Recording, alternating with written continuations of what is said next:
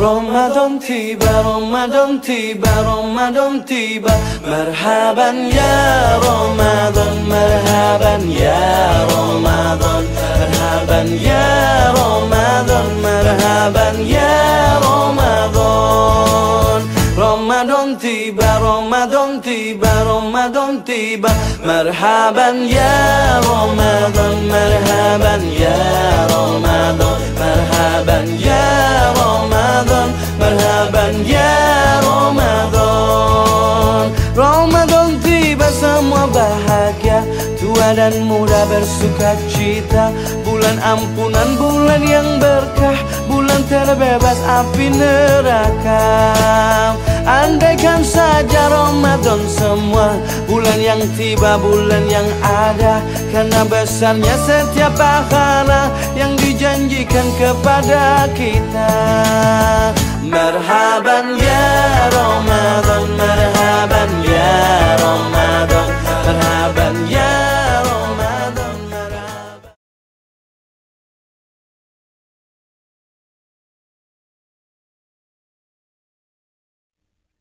Gelagat Ramadan. Kisah ini tiada kaitan dengan hidup dan yang mati. Selamat menonton.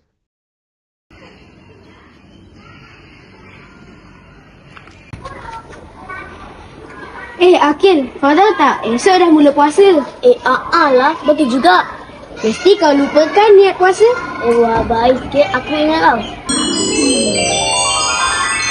Nawaitu صوم غد عن أداء فرض رمضان هذه السنة لله تعالى نويت صوم غد عن أداء فرض رمضان هذه السنة لله تعالى sahaja aku berpuasa esok hari untuk menunaikan fardu Ramadan tahun ini kerana Allah. Puasa artinya menahan diri dari lapar dan dahaga, juga perkara yang membatalkan dari terbit fajar sehingga maghrib. Nawaitu صوم غد عن أداء فرض رمضان هذه السنة لله تعالى. Puasa melatih kita sabar, puasa menjadikan kita sehat, puasa perlukan keikhlasan di dalam bulan Ramadan. Nawaitu صوم غد عن أداء فرض رمضان هذه السنة لله تعالى. Lapanya. Tapi hari ni baru hari pertama puasa.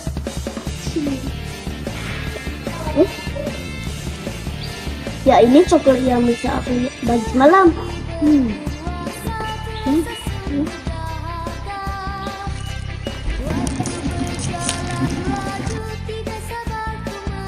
Betul.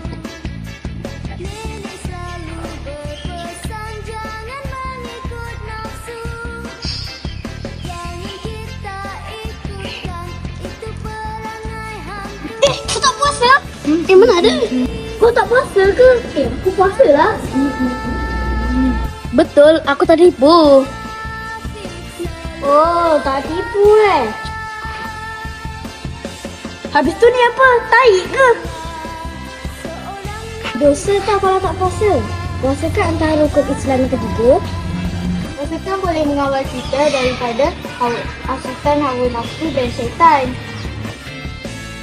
Puasa juga boleh meningkatkan ketakwaan kita kepada Allah. Benar tu. Terima kasih ingatkan aku. InsyaAllah esok aku akan puasa. Balik tu jangan lupa nak berubat tau. Betul.